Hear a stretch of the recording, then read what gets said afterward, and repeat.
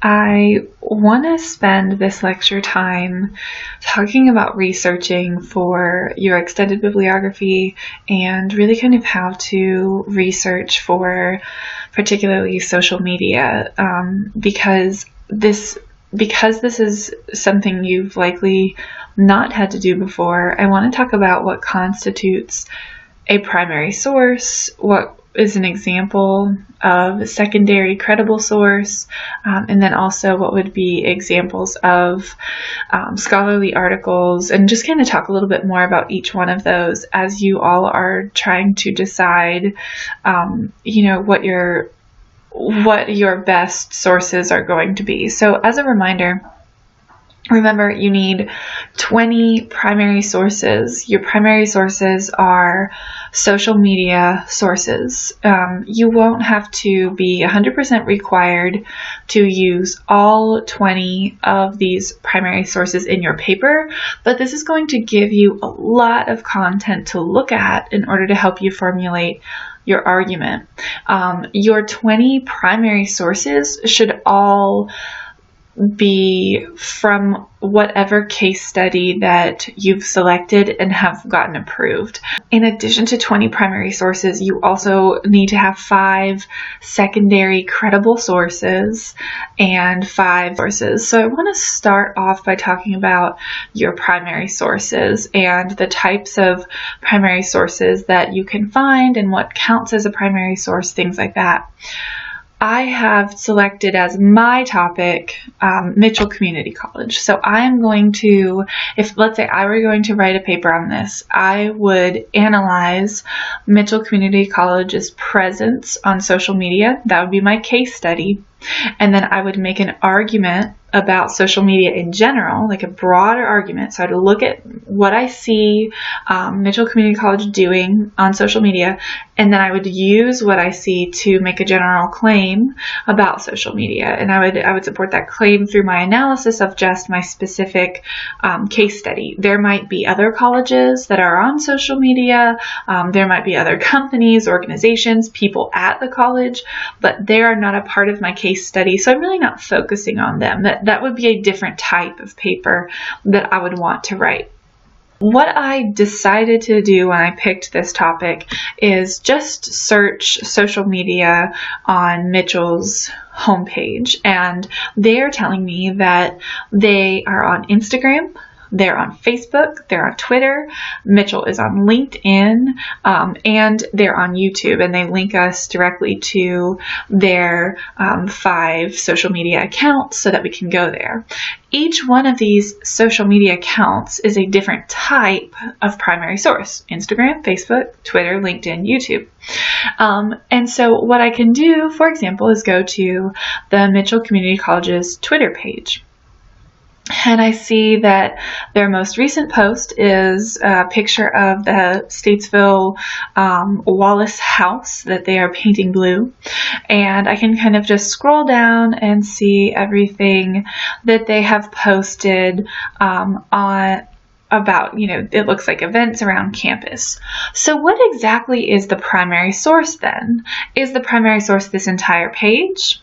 Or is it something else? So when you're looking at a page like this, let's say you're on Twitter, you're looking at hundreds of primary sources. Each one of these posts is a primary source. Each post individually is going to give you all of the information that you need in order to cite that post. It's going to tell you the @ handle or the person or group who posted it. It's going to tell you, if you click or hover over the date, it'll tell you when it was posted. It's going to give you the content that you need.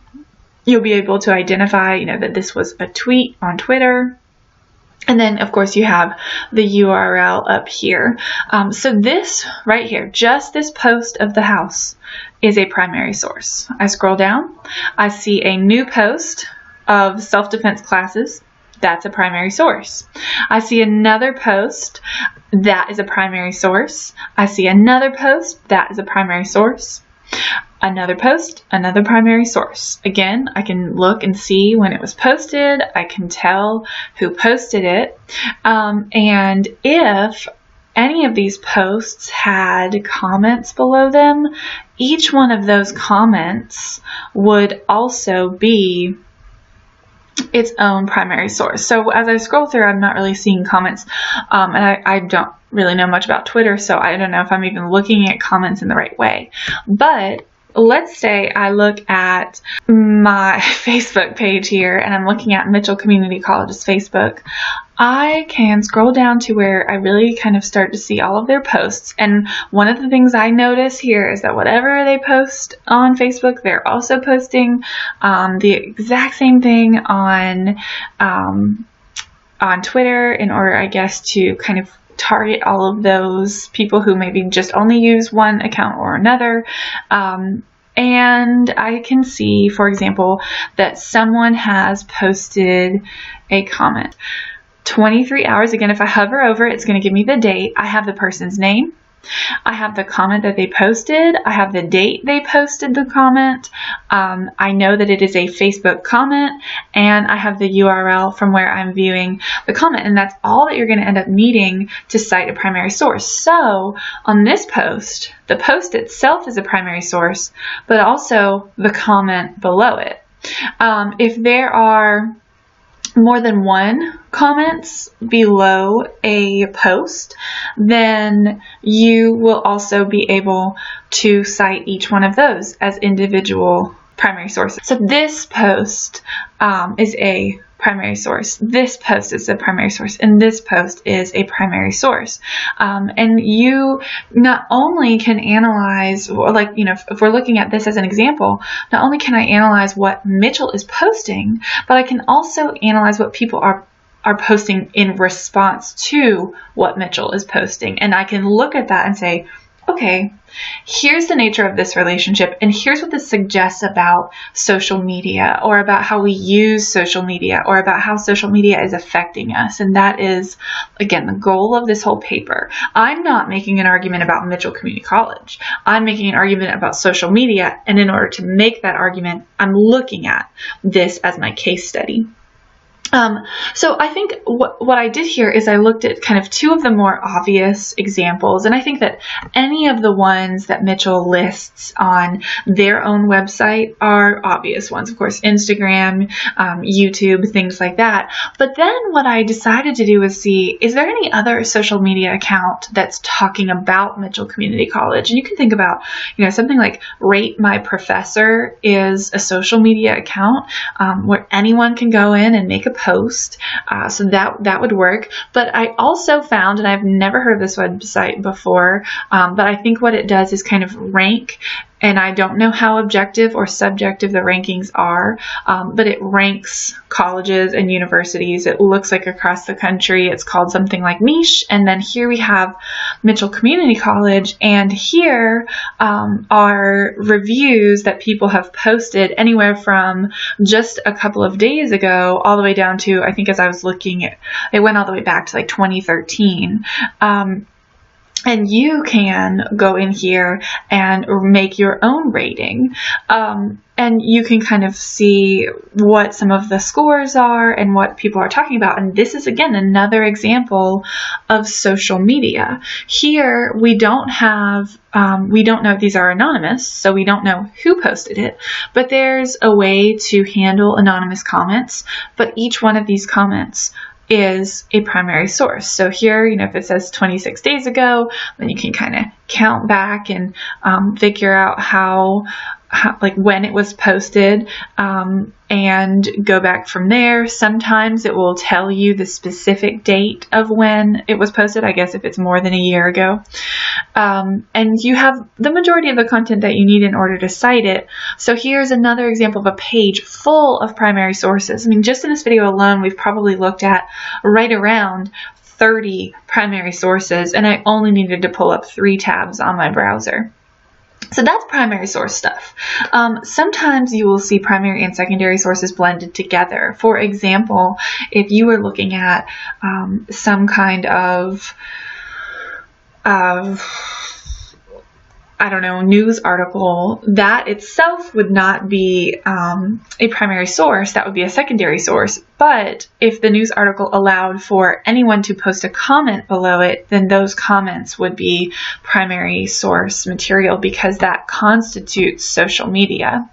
Now I want to move on to secondary sources. So for me, in thinking about this, if this were my case study, I'm having the hardest time actually with secondary sources. So that might be where I really have to spend more time looking and digging, because while there are going to be a number of articles posted about Mitchell, I really want to find them that talk about Mitchell's presence on social media. That's better than just any old article about Mitchell, because those aren't really going to help me too much. But what I did find are, I guess, two things in a really quick search. Again, I would have to spend a lot more time doing this, but one of the things I found is just this page on Mitchell's website, and it talks about kind of who is in charge of social media at Mitchell. So I could cite this page and it would give me the opportunity maybe to quickly talk about who he is and kind of his credentials and experience and things like that. The other thing I could do is contact this person individually and do an interview, and that would be a credible secondary source that I could use that is more kind of tailored toward this subject of social media and my case study, because the closer you can get with those things connected, the better. So this is an example, and both of these things are examples of secondary sources. I find that most of my students don't have a hard time finding secondary sources. I think I've just selected a very challenging topic in that regard. The other thing, and the final thing that I want to talk about, is scholarly articles and how you research social media and scholarly articles. I think I've said this in a previous video, but if not, I'm going to say it, or either way, I'm going to say it again here. If you have an extremely recent topic, you might not be able to find a scholarly article that's posted about your topic. And what I mean is your case study. So if your case study is a trending hashtag that is trending right this minute and is maybe not that popular, then you likely won't be able to find a scholarly article, because it takes sometimes years to write, publish, edit, publish a scholarly article. And if the hashtag just started trending, then nobody's talking about it. That's not always the case, of course. It depends. It depends on your case study. But I do get lots and lots of emails from students who say, I'm having a hard time finding a scholarly article about my case study. And I understand that. So that's why I try to make it a point to remind you, I don't need you to have scholarly articles about your case study. In fact, if they're not about your case study, it's going to be much more helpful for you. What I recommend that you do is to find scholarly articles in general about social media.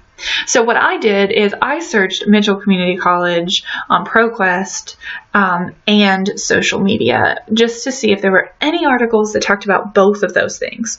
There were not. There were articles that talked about just Mitchell Community College or referenced them in some way, but there was nothing that was going to really be helpful for me in my discussion of social media. So what I would want to do instead is simply look for something a little bit more generic. So what if I just type in social media and I click search? I'm probably going to get millions of results. So here is almost or over 3.5 million scholarly. These are not all scholarly, excuse me. Let me find some scholarly ones. So I'm going to type in social media again, and now full text peer reviewed. Let's see if I still get 3.5 million sources. Okay, 62,000. Well, that's still kind of a lot. And I might look at the first couple and say, hey, you know what? I'm not talking about banks.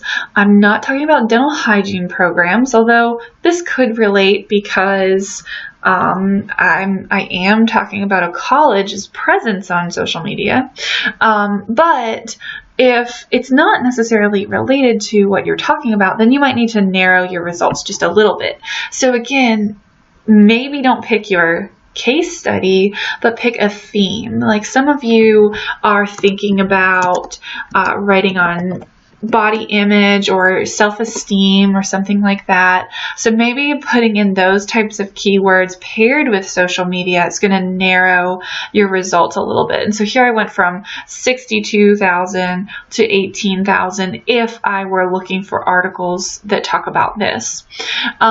Social media effects on young women's body image concerns, social media awareness, self-harm in social media and body image. So if you can pair that search of social media with some kind of narrow yet general keyword or key phrase, then you are likely to find plenty of scholarly articles that might be helpful for you. Once you get to this point and you find a title that looks promising, you can click on it. And remember, you don't have to write annotations for this. This is just about finding the sources. So what that means is you don't have to read through every word of all of your sources right this minute. Find them, put them on your extended bibliography, and decide as you're working through your project whether or not they're going to be helpful for you. What you can do, though, is go into, don't look at the full text, but go in and look at the abstract and just read that short blurb to see if you think, okay, maybe this will eventually be helpful. That will save you some time. And if you then do decide, please don't forget about the cite function. You can cite APA. One of the things you'll notice is that APA puts the date in parentheses immediately following the author's name. And if you see that, then that can be a helpful signifier to you to say, okay, this is probably what I'm looking for. This is likely the correct APA version that I need. So just a quick recap. Primary sources. If you have a post on Twitter and it has 10,000 comments below it, you are looking at 10,001 primary sources. You can find really obvious primary sources. You can find kind of more obscure primary sources. You shouldn't have a hard time finding secondary sources. These would be news articles, magazine articles, things that talk about social media, things that talk about social media pertaining to your case study. Any of those are fine. And then, of course, with scholarly articles, just remember you are likely to only be able to find general scholarly article discussions as opposed to discussions on your case study and social media, with the exception of probably the very, very, very big ones that are a little bit more dated, like maybe 5 to 10 years ago. And I know there's a couple of you who have picked those.